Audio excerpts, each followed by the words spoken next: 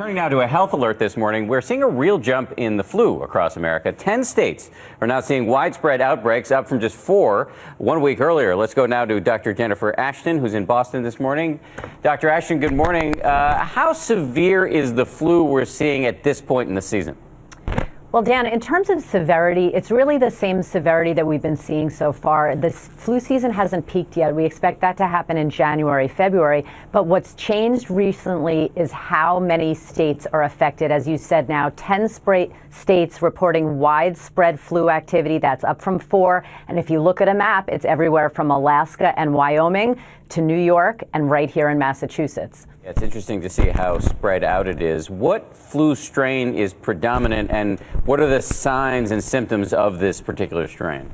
So far, what states are reporting to the CDC and to their local health offices are the influenza A H1N1 strain. This is the strain that caused the pandemic in 2009. It is contained in this year's flu vaccine, so it's well matched to the circulating strain. And we have to remember the symptoms are not subtle. This causes very high fever, severe headache, chest pain, body aches, cough. You can remain sick for a week and remain contagious for up to a week after that. There already have been deaths, and unfortunately, Dan, we do expect there to be more. So if you get the flu, you're not going to be questioning whether you have the flu. It won't be subtle, as you said. Correct. But here's the question you hear all the time, especially when we get to this point in the season. Is it too late to get vaccinated?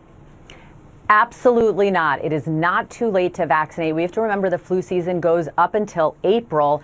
There is plenty of vaccine available. About 145 million doses were made this year. It does take about 2 weeks for you to get that immune protection, so you should talk to your clinic, your pharmacy, your doctor about getting that vaccine right now. And, you know, we have to remember this is not a bad cold. I actually had H1N1 a few years ago. I do not smoke. I do not have asthma. Dan, I thought I was going to die. It is very serious and needs to be taken seriously. I think I remember that. It really knocked you out. Dr. Ashton, thank you very much. And again, just to hammer home that point, it is not too late to get vaccinated. This is serious stuff. Dr. Ashton, thanks again. Especially for the young and the elderly across the country as well.